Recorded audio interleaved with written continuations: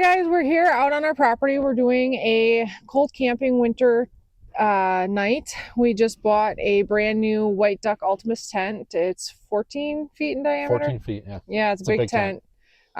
We filled up the back of the truck. We got our stove that we tested out, a couple days ago outside. We're going to test it in the tent and have a good time, aren't we? Yeah. Yeah. So I've read the directions about a half dozen times. I'm sure I'm going to need to read them about a half dozen more. It's not that the setup is complex by the looks of it. It's just a big tent. Want to make sure we get it done right. So let's get after it. Yeah. Right here? Yep. All right, so as you can see, it comes in a bag, big bag. It's huge. This tent is heavy. It's about 86 pounds. This is the flame and water retardant fabric. Find the zipper here. Basically what the flame retardant does is it slows the spread of any flame that might get to it, which is highly important when you plan on putting a stove inside of it. And it also has a Air conditioning intake. Super important for winter camping, right? All right, so inside the bag we got the post bag. Put that over there. Ooh, we got an awesome white duck hat. Hey! Yay, Some guy lines. The steak kit.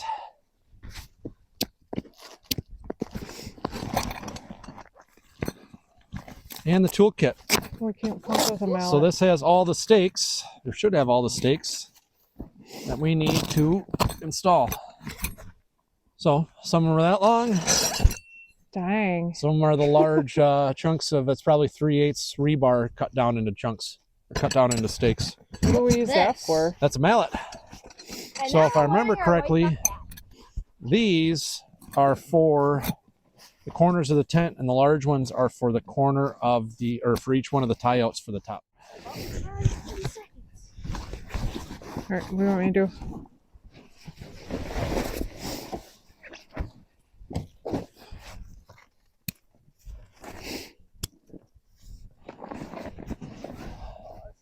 Roll it out, boys. Bonnie, stay up there. Okay, don't climb on the tent. Go on the edge. Eli, this side. Yep. And oh, never mind. Oh, Unfold. Yep. yeah, no kidding. Okay, and the top back over to me, I Caitlin. think this is a quarter of the tent. Yep, this is a half the tent. Okay, I think we did it. Just hang on, spread it all out. Oh, this is glamping. I wouldn't call it glamping, but All right, so first step is we find the door. The door is right here. Which way do you want the door to face, Caitlin? probably towards the truck. That's right? what I thought too. So grab just a corner there. We're just gonna rotate. I feel like we're playing the parachute game from Yeah. like kindergarten. I don't think we're gonna throw it up in the air. No. No, Climb no, under no. it. So the directions with this tent are actually pretty nice. Color pictures, go through it step by step. So if you're dyslexic, it's great. Yeah, well, or if you're one of those people that you read something and you have trouble figuring out exactly what they were saying, or they said something backwards, it's not like it's translated from 6 different languages. So everything looks pretty good in the direction manual.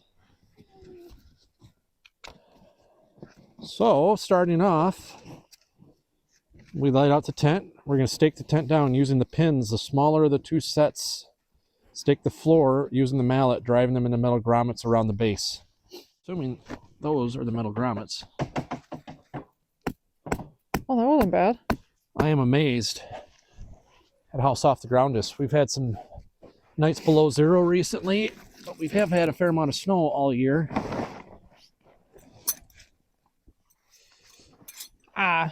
Yeah, I guess collectively. I mean, we had that. Yeah, that snow steps really insulates the ground, keeps it from freezing. But I mean, I'm pushing these stakes in by hand.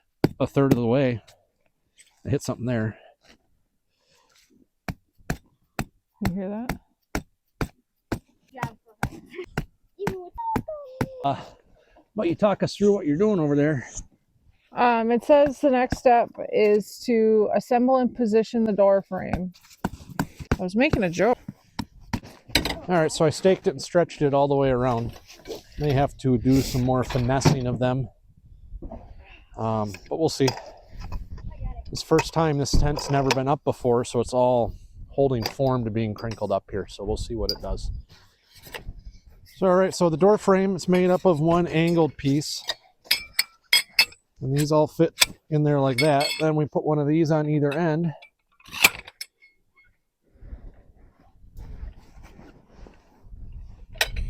One of these on either end, and then a post on each side.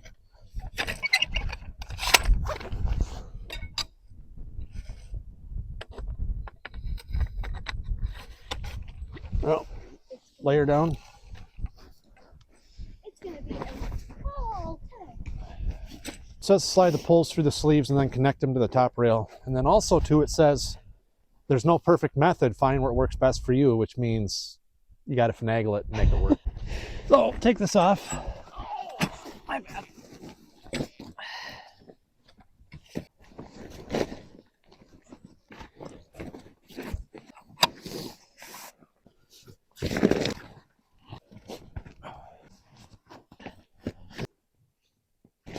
Are you double checking, make sure we got the door?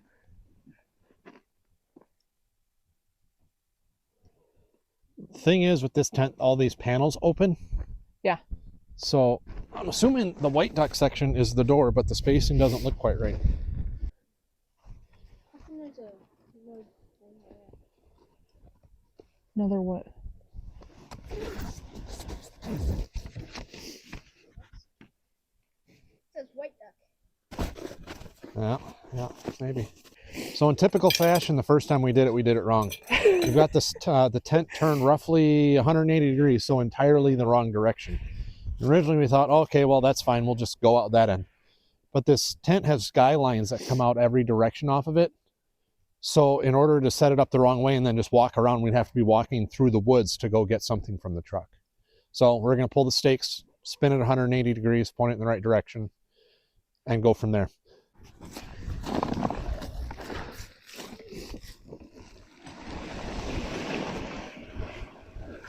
Ring around the rosy, pocket full of posies. Go forward a little bit. Towards me? Yeah. All right. So now round 2 of staking everything back down.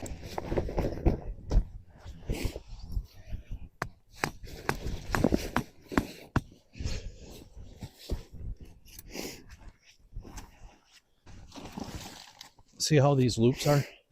Where you can pull on this and it tightens it up. Can you loosen them up more so that we can go around and snug up the bottom in a little bit? Okay. But start one in front of me so that I'm...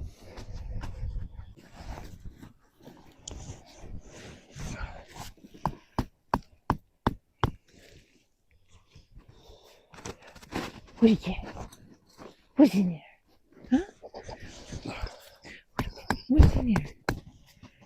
Oh, come on. Get it, girl. Get it. All right, let's try the door again. Watch out. So the vertical white duck we were talking about, that one right there. Once you find that, you look to the left and you'll see the seam for the door and you'll be like, oh yeah, that's definitely the door. I'm gonna laugh if it's not the door. It's gotta be, because these sleeves are longer than the other ones were. I know, I'm teasing. Like, haha, just kidding.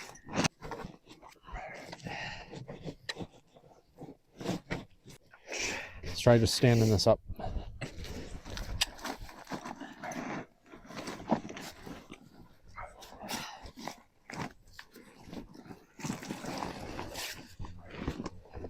Oh, I'm on it.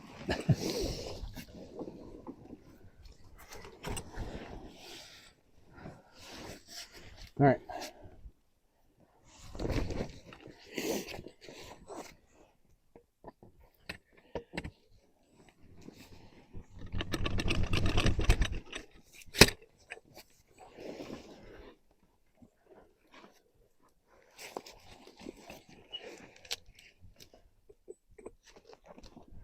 All right, so it says slide the poles through the sleeves and then connect them to the top rail. And then also too, it says there's no perfect method. Find what works best for you, which means you got to finagle it and make it work.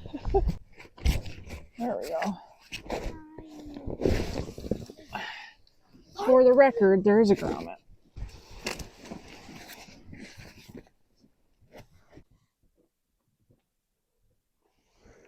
I wonder if we set this back down. Yep. All right.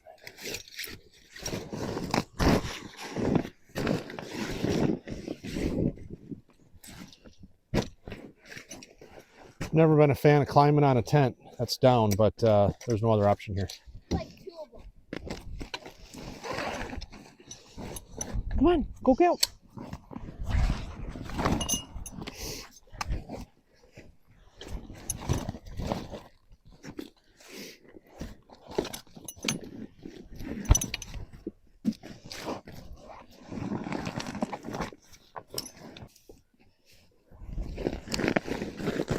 Yeah, it But is. Caitlin, push them in more. That way they have a better chance of staying in the grommet as we start standing stuff up. Yes, it is, Ethan. I did not see that there.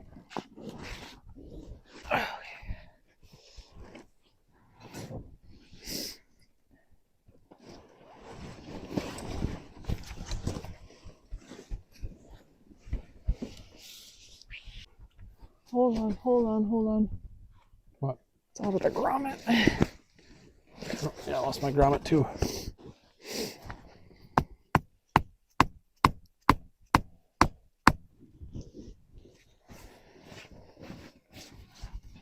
All right, you want to get that center one?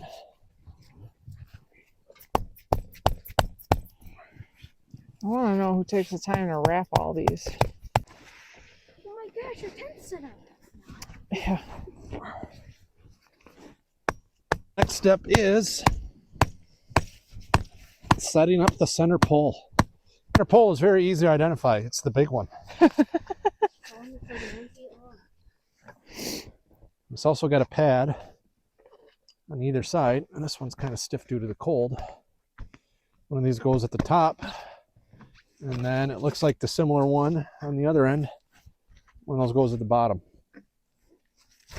There is a D-ring attached to it. I'm assuming that's the top. So We're safe to a hold that. I'm not going in there. And I'm kind of glad So many zippers. there was like a screen match. We'll probably leave the screen mesh open. All right, what do you want me to do? Save me if it collapses on me. Okay. Not like Rose in the Titanic, right? Older people get it.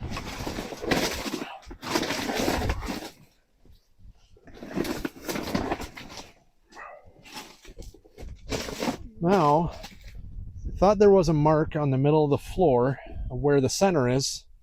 But that's really tall. It is, isn't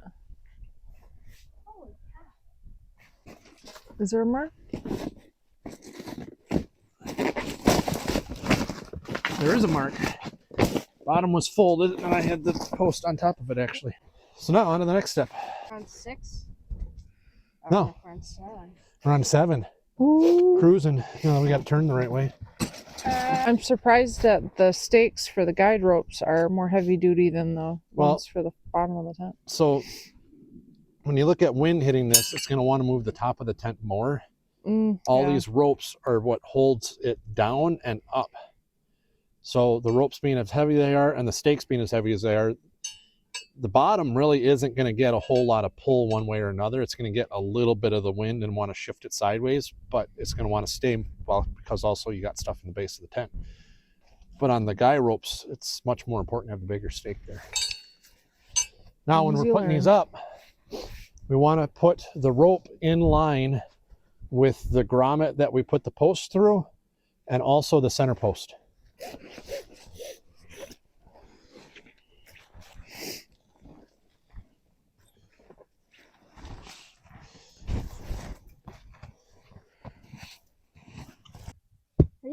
What did Mommy say was next? Tighten these things up. Once all the guy ropes are in position and the shape of the tent starts to come together, you can start to tighten the guy ropes to straighten the tent walls by pulling the metal runners towards you. What metal runners? So rope comes in here and it goes that way. We pull it here. Oh, I knew there was an easier way to do it.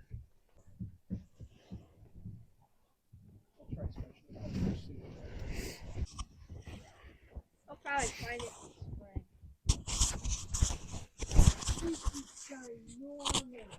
So I'm going around making sure all the tent poles are in towards the base of the tent. Now, it seems like there's spots that could be a little tighter, but I think we're going to kind of leave that as is for a little bit. All right, so there you have it. First install of, or first setup of the White Duck Ultimus. Learned a few things. And yeah, how do you think it went? Putsy the first time, but Yeah, I think now that we know what's going on, we'll get a lot faster at it. it's not bad. It's just figuring out the kinks. All right, so real quick on these triangle adjustments. One end of the rope ties off on one corner, and then the other end of the rope goes through the D-ring at the top and then comes down.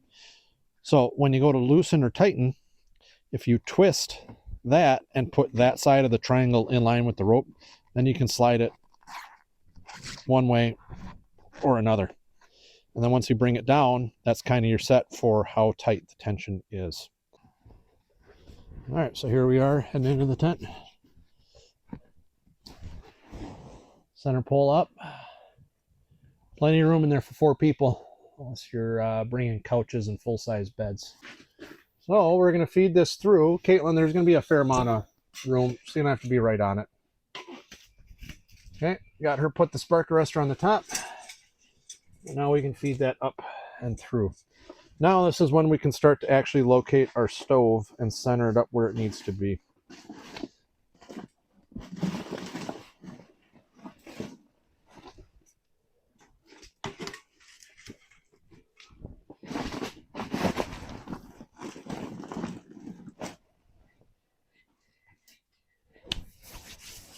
So, all right, that's that.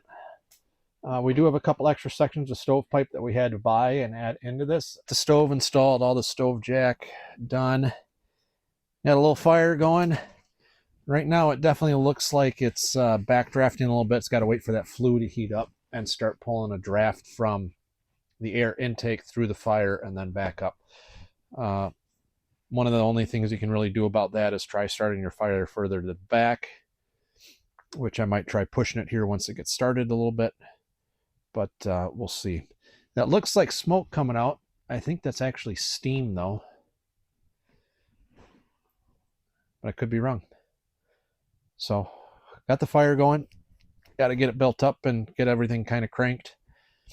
So we'll keep filling her with wood, get her up to temp inside, try and get comfortable. The next step is to get a fire going outside so we can grill up some burgers. I don't want the mess from burgers going on in here. So it's the next step.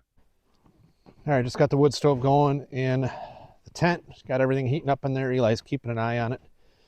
Time to swing out here and see how we're doing with the fire to cook on tonight. Right. Looks like we did a pretty good job, guys. Good job. Thank you. It was a little bit of a struggle starting anything on top of snow with all the moisture that comes up through as it melts. But we'll pile that full of wood and hopefully half hour to be ready to cook on. Ethan, what's for dinner? Burgers and mac and cheese and corn on the cob. We did corn on the cob too. I have it, yeah. I plan on cooking that over the fire. I don't know. I know you can grill. You could grill corn on the cob if it's still got the husks on it. But I don't think this stuff does. So this will be a little interesting to see how we do with this.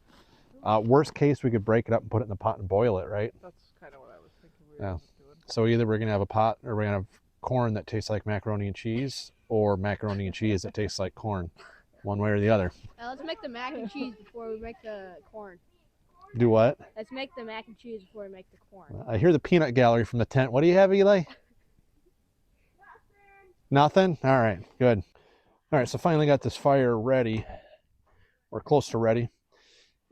Big thing you want when you're cooking is coals. You don't want to cook over open flame. Flame is too hot and it's going to burn your food before it fully cooks through. So this fire here, there's a lot of coals underneath. We're actually going to scoot all the wood to one side so that we can cook over a bed of coals while also trying to keep the fire going in case we need more coals or if we want the fire to keep going after we're done cooking. So, I'm going to spread some stuff out, move some stuff around.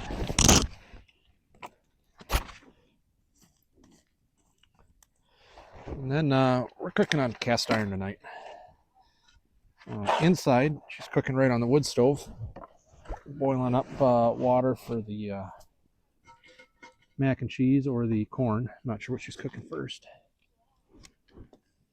We're gonna get that cast iron good and hot before we flop the burgers on it. If you don't have it hot, they'll stick. All right, just threw the burgers on the fire. Had to knock down the fire, and then we put the pan on right away, and it knocked down too much of the coals. The pan was outside air temperature, which is roughly 20 degrees right now. So that sapped the heat out of a lot of the coals. Had to move some stuff around with the fire. Finally got it back to a point now. Cooking over a fire it's an art form that I have not mastered yet, that's for sure. Some stuff I've done's worked out really well. Some stuff's a struggle, but take your wins and losses.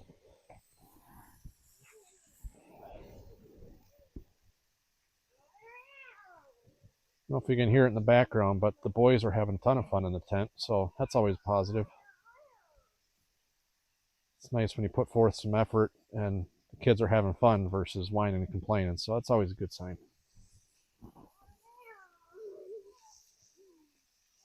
Right now it's about 6:45. Definitely should have gotten an earlier start on this whole trip. I think we came out here around 3. It's dark at 4:30 or 5, so especially with putting up a tent we've never put up before, should have been out here probably 2 hours earlier. Still trying to pull in some wood. We have no idea how much wood we're going to need tonight to make it through the night, so trying to err on the side of caution. But also, too, this wood stove is short, so it takes such small pieces that there's just a lot of time spent cutting. Spend more time cutting than we do going out and finding the wood, but it is what it is.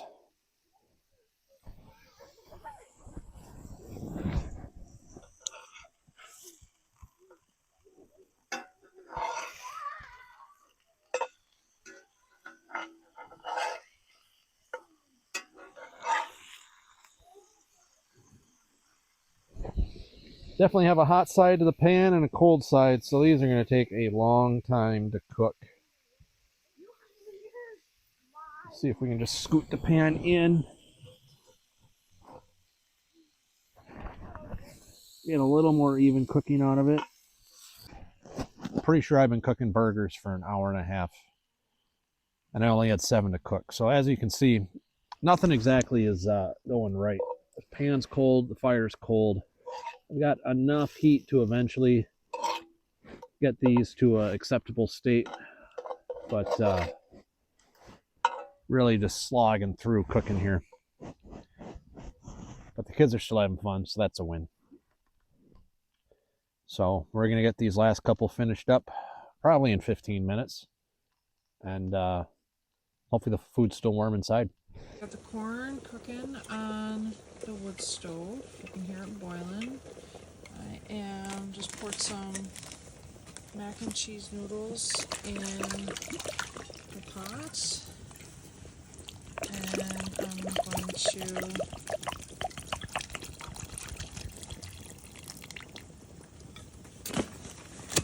that going too.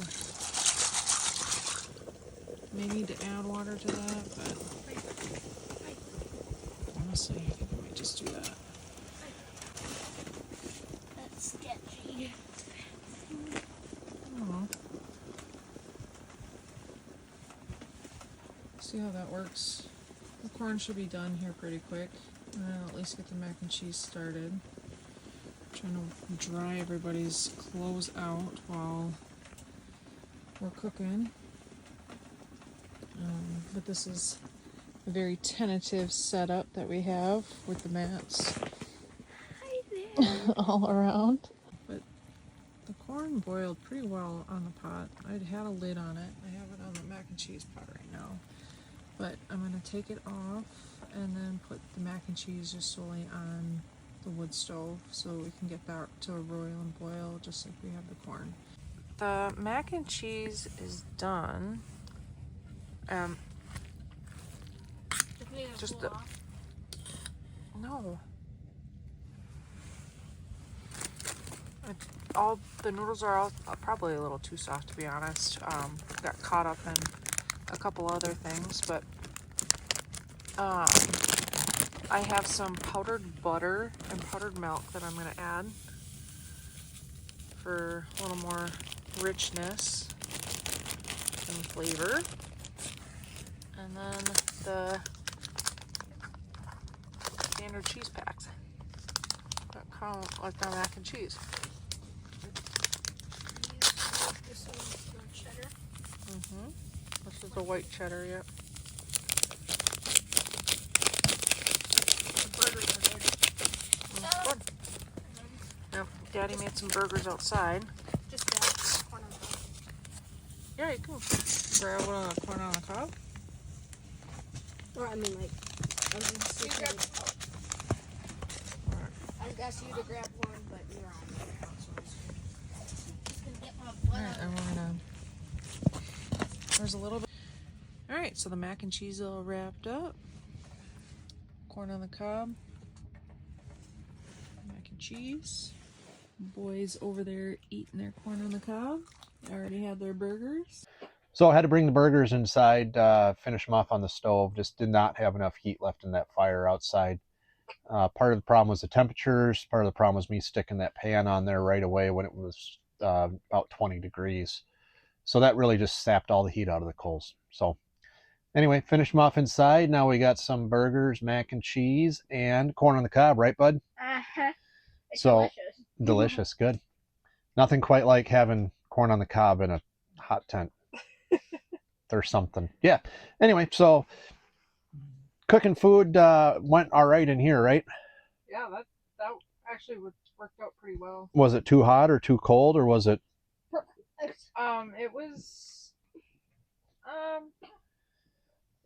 was plenty hot.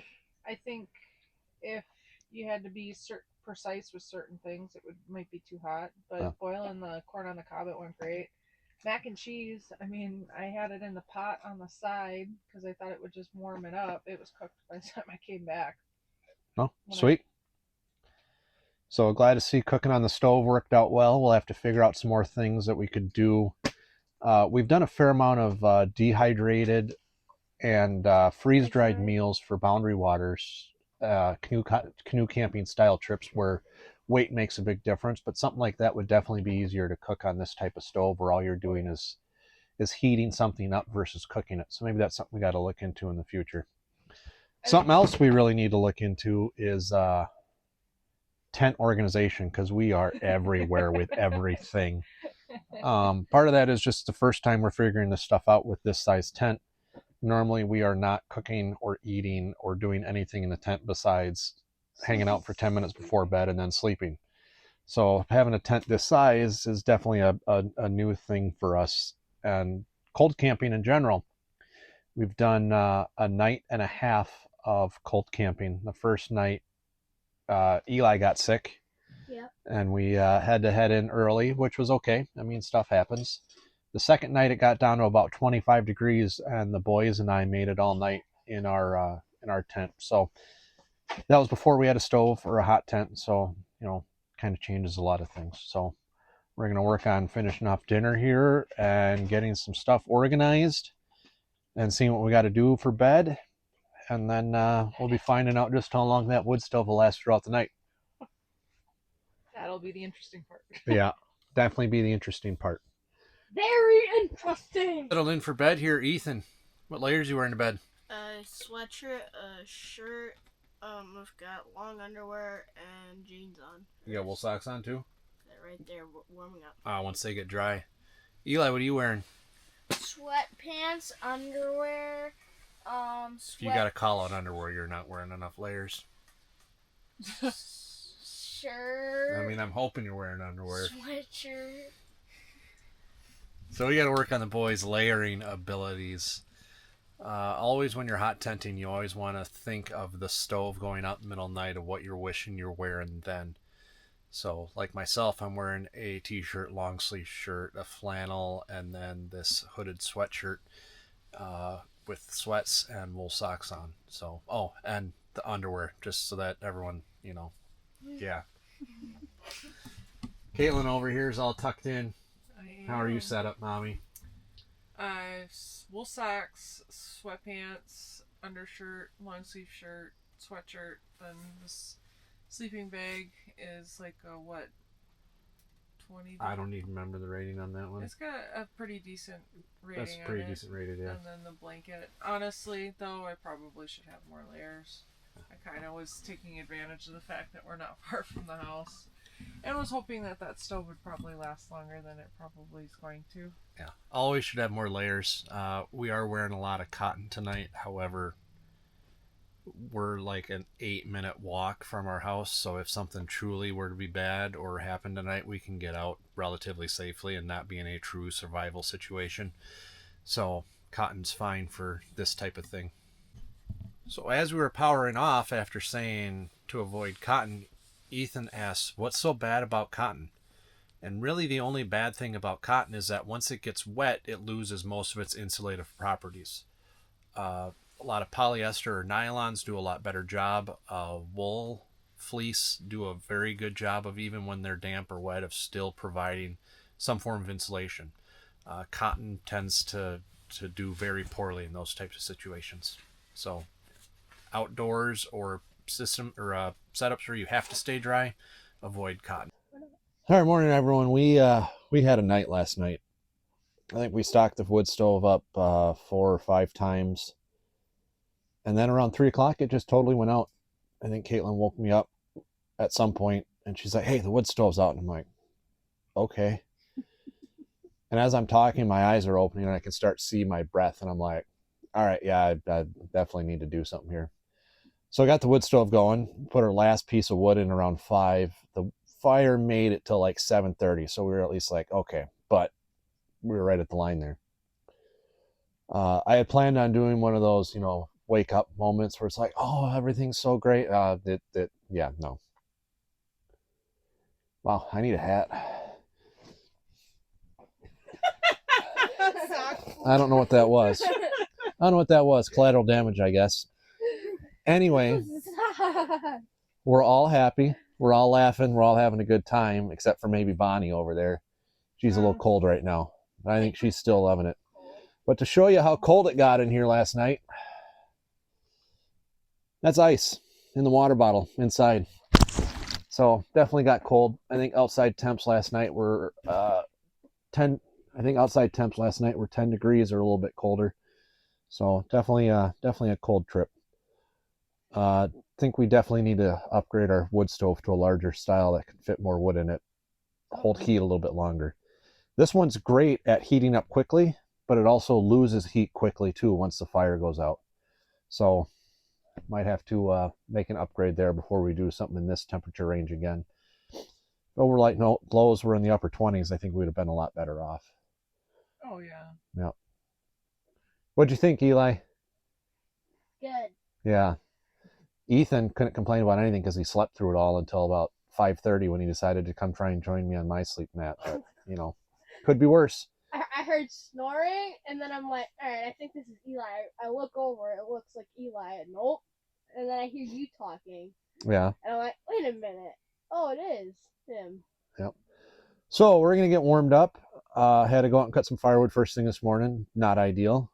We're going to get warmed up, and we're going to start cooking some breakfast. All right, we're going to make some cowboy coffee over the stove this morning. First step, you get your pot, fill it up with water, get it started heating. You can add your grounds before it's boiling. You do not want to stir them. The reason is when you add your grounds, they're going to float at the top. It's been a rough night, so we're going to put a little extra in there. The grounds will float at the top, and then once the water starts boiling, it'll start circulating everything, and that'll cause the grounds to circulate through the boiling water. if you were to stir it, you'd have to continuously stir it, or you're going to get burnt grounds at the bottom of your pot, and then have crappy coffee. So we're going to let this go. I'm going to have to stoke the fire up, get her hot, get her going. Then let her boil for a couple minutes. And then some people pour some cold water onto it to help settle the grounds. We've done it both ways and haven't really noticed a difference, have we? No. So either way you want to do it, we got to get this thing boiling now. All right, guys, breakfast made. How was it, Ethan? Good. Where are you? Back there. It was good? Mhm. Eli, what'd you say about breakfast? Good. Said eating breakfast in bed is what? Good. No, Great. You said it was the dream. it was the dream. Eating breakfast in bed was the dream. Which camping, you kind of sometimes don't have a choice in that. Yeah. Mommy, how's the coffee? Hot. Hot? Mm-hmm. Still waiting for it to cool down, aren't we? So we're going to eat up, and then I think we're going to hang out for a few minutes, and then I think we're going to start packing up. It's and Sunday. toast some burger buns. Yeah, we're going to try turning some burger buns into toast here and see how that goes. Or just see them plain. Yep. So I think we're going to eat up, and then we're going to start packing up, and we're going to head home. It's been a fun adventure. I'll have a few stories about how cold it was, but it was a good time. Learn some things. Definitely learned some things. All right, guys. What'd you think? Would you want to do winter camping again? Yes. All right. Well, that's great. What did you like? What didn't you like? How cold it can get out. Hold on. Start off. What did you like, first off? Just camping in the woods in the wintertime itself. Okay. What about it, though? I mean, Well, it's just fun. okay. Eating macaroni and cheese. Off the wood stove. Yep. Yeah. And burgers and burger buns, oatmeal and foodie food. There's a lot to be said about cooking over the fire. Yep. Oh, and it was actually warm without sitting by a fire trying to get warm. You can just be in a place and it's like. So you're talking about like when we went camping, when it was cold camping. Without the in order to warm up, we had to go sit around outside by a fire. Yeah. And it was nice being in here and being like contained and not being windy and stuff like that. And we could sit anywhere. We didn't have to be right next to the stove. Yeah. Yeah. Daddy, would you do winter camping again? Yep. I think we need to make some improvements. Need to look into some new gear.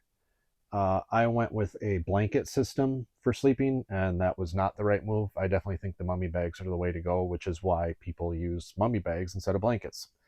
But I don't have a mummy bag yet, so that'll be on the list of things to get. Yeah, because you use the camping quilt, right? And then... Yeah, and the camping quilt's just basically a synthetic down blanket, so which is nice. I use it during the summers because it's nice for that, but for this in combination with a comforter, it just moved around too much. I can't speak on the boys' behalf, but I do have to say that being able to wrap your head, like getting in the mummy blanket, made a huge difference when I was cold, especially when the stove went out in the middle of the night. Yeah, because I was warm the whole time. I was a little cold some of the time. And the other thing too with the sleeping bag is it wraps all the way around your feet, and I didn't have that last night, and my feet got cold. Wool socks can only do so much. Yep. So another thing, we did this trip as a trial run for a lot of different things, and I think we need to do another trip like this where we're close to home.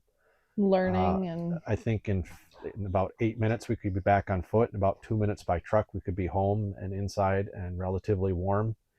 I'm glad we didn't go and try to do something like this out in the wilderness. I mean, it would have worked, but it would have been a very sleepless night. Yeah, it would have been a little more uncomfortable, that's for sure, knowing that we can't just run back home quick if we have to. I do agree with your earlier statement, though, that a bigger stove is probably... I mean, I think a lot of our issues would have been fixed with a bigger stove. Yeah. The bigger stove, it's going to heat up the area quicker, but it also holds more wood, and you can basically close them down where they have the same amount of air flowing in and out, so it's just going to slow the burn down, and you're going to have more burn time out of a stock up of wood.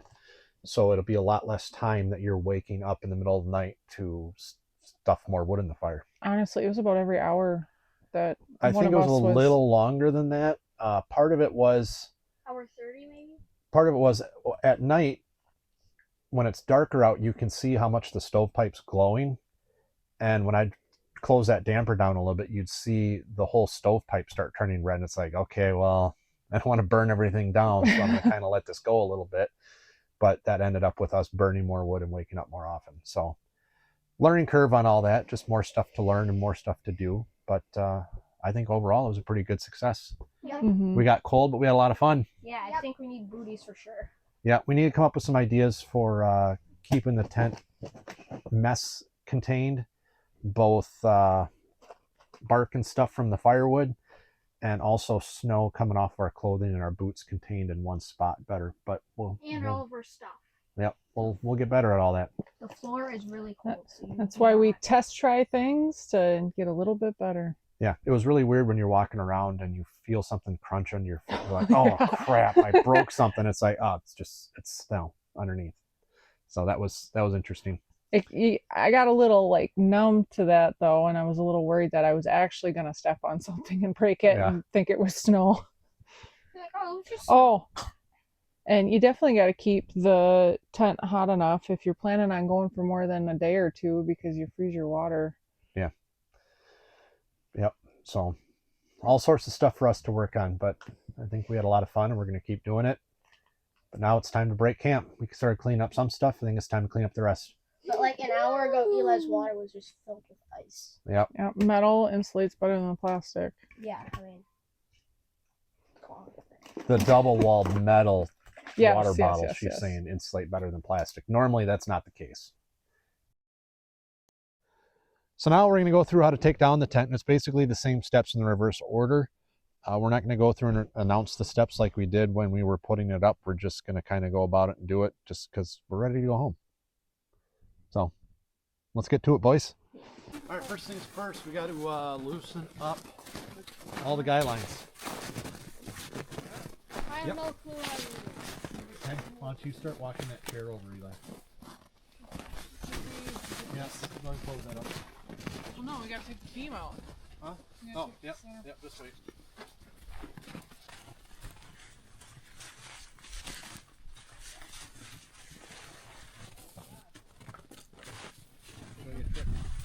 Yes.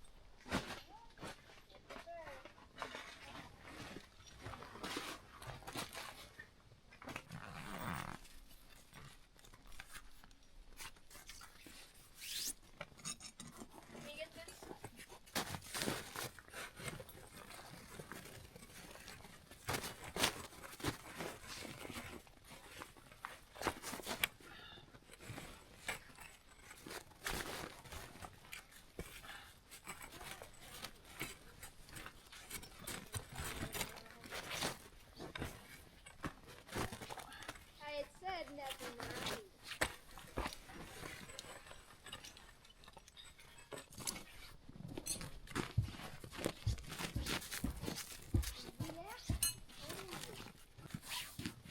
Caitlin, you're going to pick it up and kind of walk it and then flop it. Like this? Yep.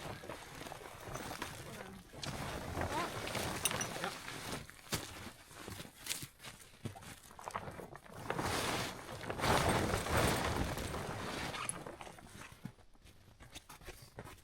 Okay. Ethan, grab that corner. We're just going to slide the tent a little bit.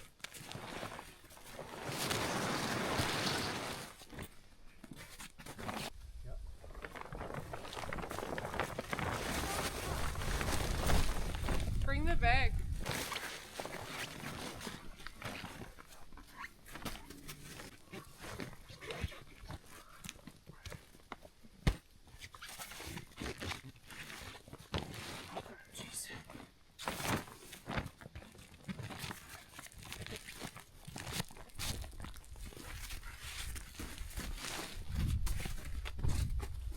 slide there, Ethan.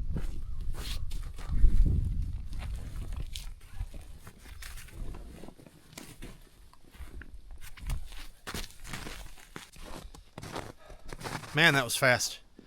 Hope you guys enjoyed going along with on this short little adventure.